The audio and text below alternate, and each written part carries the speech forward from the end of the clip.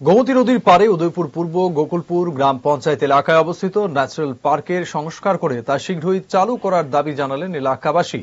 তাদের অভিযোগ, প্রায় দেড় দশক আগে কাজ শুরু হলেও এখনো তা চালু করা হয়নি। শিশুদের বিনোদনের জন্য নানা রকম জিনিস দিয়ে সাজানো হয়েছিল পার্কটি, এমনকি খুব সুন্দর আলোকসজ্জারও ব্যবস্থা করা হয়েছিল। বহু টাকা খরচ করে এসব করা হলেও পর্যটন নিগম বা প্রশাসন কেউ এর সংরক্ষণের ব্যবস্থা করেনি। ফলে বর্তমানে তা নেশা কারবারিদের স্বর্গ রাজ্যে পরিণত হয়েছে। দিন দুপুরে চলছে পার্কে বসে নানা রকম নেশা কারবার, সেই সঙ্গে আরো অসামাজিক কাজও হচ্ছে বলে এলাকাবাসীর অভিযোগ। সেন্ট্রাল রোড থেকে স্টিল ব্রিজ পেরিয়ে ওপারে গেলেই রয়েছে উদয়পুর বিজ্ঞান কেন্দ্র। সেখানেই প্রায় প্রতিদিন রাজ্যের নানা প্রান্ত থেকে স্কুলের ছাত্রছাত্রী সহ নানা পেশার হাজারো মানুষ আসছেন।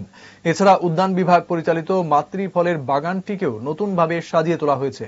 কিছুদিনের মধ্যেই তা দর্শকদের জন্য খুলে দেওয়া হবে, কিন্তু এরই পাশে থাকা ন্যাচারাল পার্কটি অবহেলায় ধুঁকছে। এলাকাবাসীদের দাবি, রাজ্য পর্যটন নিগম সংশ্লিষ্ট সকলের সঙ্গে কথা বলে যত দ্রুত সম্ভব পার্কটি চালু করার ব্যবস্থা গ্রহণ করুক।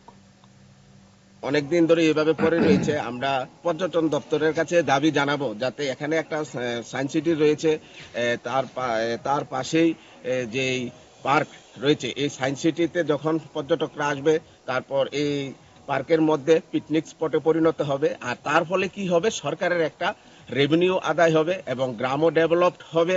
অনেক পর্যটক এখানে আসবে, আসার কারণে যেহেতু টাউন সংলগ্ন গ্রাম, সেটাকে মানুষ অনেকভাবে মনে রাখবে। যে কোনো সময় মানুষ সকালে বিকালে ঘুরতে আসতে পারবে, কারণ টাউন সংলগ্ন গ্রামের মধ্যে এরকম সুন্দর দৃশ্য বা পরিবেশ আমরা কোথাও দেখতে পাইনি। তো সরকারের কাছে বিনম্র আবেদন থাকবে, যেহেতু আমাদের সরকার সবকা সাথ সবকা বিকাশ এবং 2019 সালের পরে যে সবকা বিশ্বাস, মানে সবাইকে সাথে নিয়ে চলবো, সবাই উন্নয়নের কথা নিয়ে ভাববো, এই